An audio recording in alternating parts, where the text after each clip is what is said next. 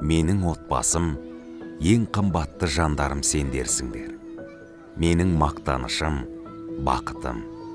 Өмірімнің барлық маңызды сәттері сендермен байланысты.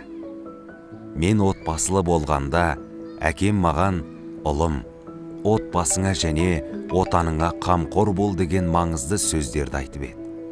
Күн сайын таңертең мен сендер үшін қандай жақсылық жасай аламын деген ойлармен оянам.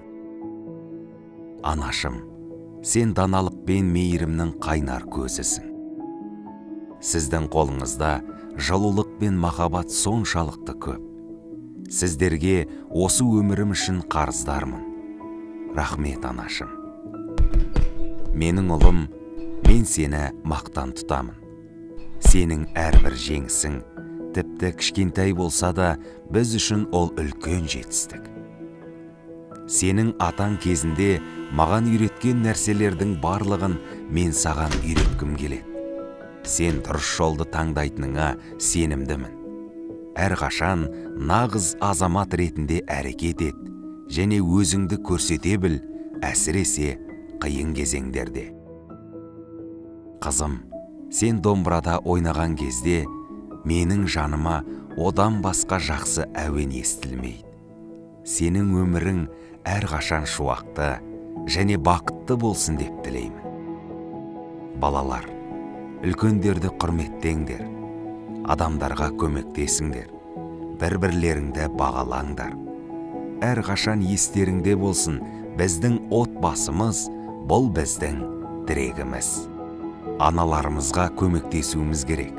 Көңілін тауып, шаршағанда оны аялап, біз үшін оның қаншалықты қымбат екенін білдіруіміз керек.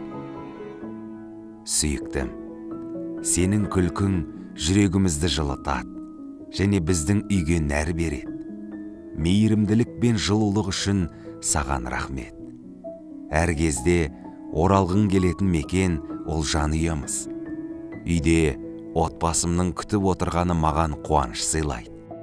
Кейбір сәттерде көңілің табылмай, жабырқатқан кездерім үшін кешір. Мен үшін сенен жақын, сенен сұлу ешкім жоқ екенін білгейсің. Балаларымызбен үлкендерге деген қамқорлығың мен даналығыңа ризамын. Бізге деген шын көңілің шексіз және оған баға жетпес. Менің отбасым, менің мақтанышым. Өмірімде бар болғандарың үшін сендерге рахмет.